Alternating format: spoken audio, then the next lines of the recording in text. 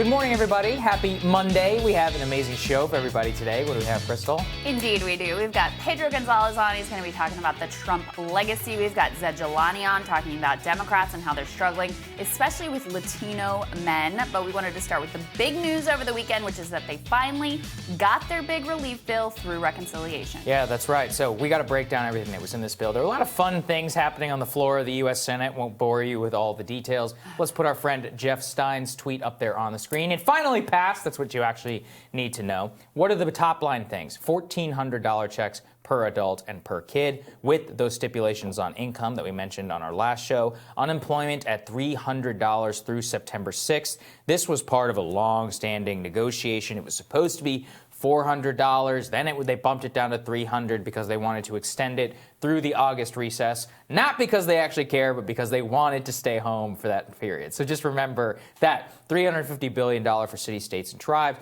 This is a very important provision, $3,000 per year per kid from 6 to 17, $3,600 for kids from 0 to 6. This is a one-year provision. People are looking at possibly extending that. $170 billion for school and $100 billion for public health. So the top line thing really that was a big debates, of course, were not just the unemployment, but also the $15 minimum wage, which I think we'll be talking a lot about here on this show. Very revealing about exactly what's going on inside the Democratic caucus, which is kind of crazy. But look, don't want to minimize this. At the end of the day, we are talking about, I think, what was it, $7,600 per family to an average family of four, below like $100,000. That is an immense amount of money. And yeah. I think that we should be happy that we moved the Overton window to the point where we have things to complain about, but which are still pretty good. Yeah, so let's put this chart up on the screen that shows you a little bit of a comparison of this stimulus package versus the previous ones. You can see there on the far right, you've got the March 2021 stimulus package. This is what a typical family of four in Massachusetts, they say, where one parent lost a job. This is what they would get. That family would get around $66,000 from the government between this stimulus and the $15,000 in assistance that would have been available regardless of whether the stimulus passed or not. You can compare it to the previous stimuli, is that the word? Stimuluses that were passed before. Right. And you can see that especially for families who have children, this is much more generous. That is sort of the bottom line with this thing. And also, I was looking at the numbers. If you compare this one with some of the previous packages under Trump, the help goes much more to individuals and families than it does to businesses. A much, much larger chunk going directly to individuals and especially, again, people who have children. That child tax credit provision. It's huge. It's a big, big deal. Similar and modeled after what a lot of other wealthy nations around the world have.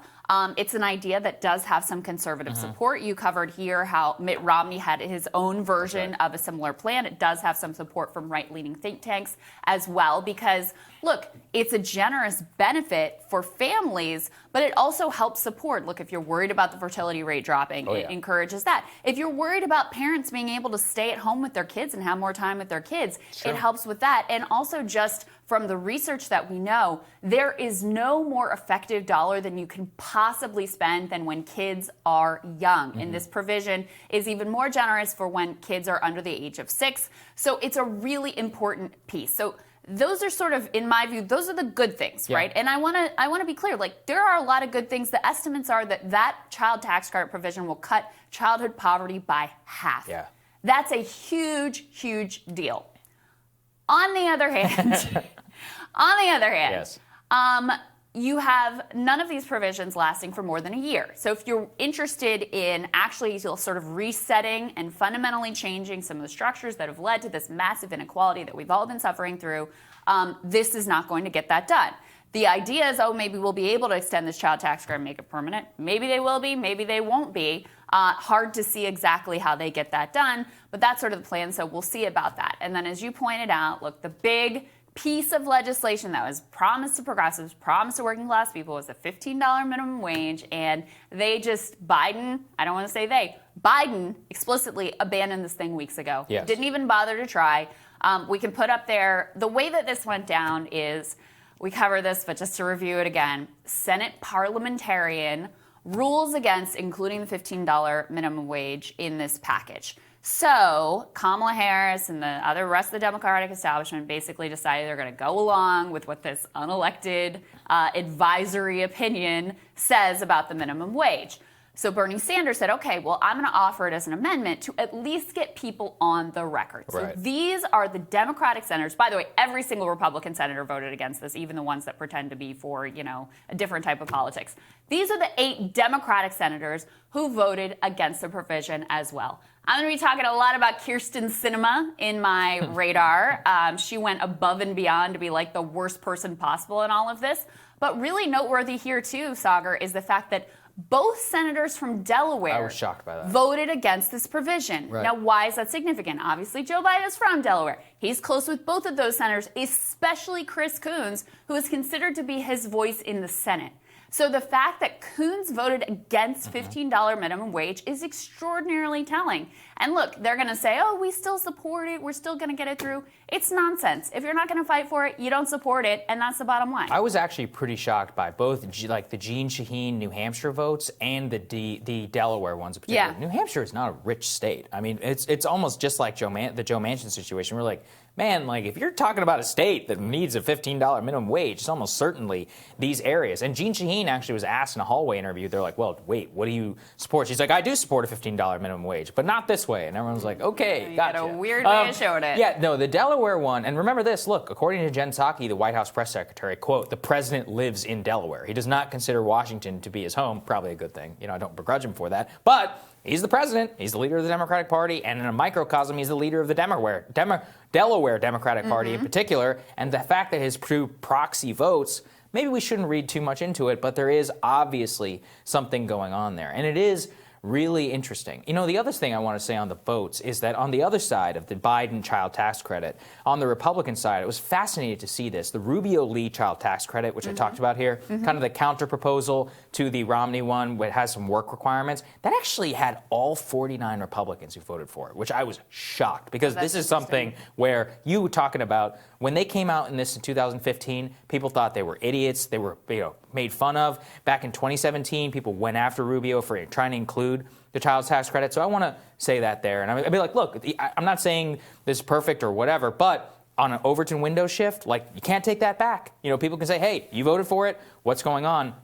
I am very suspect and concerned about the 1-year expiration date on the child benefit because, look, you have 8 senators, Democratic senators who voted against $15 minimum wage. I very much see some sort of bargaining position that's going to come up between Joe Manchin and, Rob Portman or whatever, bargaining that down. Republicans don't really have any interest really in working there with it. But I think it is extraordinary. I was looking at the Monmouth polling on this. Republicans are split 50-50 on a $15 minimum wage. So are independents. Guess who's not? 87% of Democrats actually support a $15 minimum wage, and you had far less than 87% vote for it in the Senate. That is one of those base step out of issues, which is it's remarkable. Yeah, really, absolutely.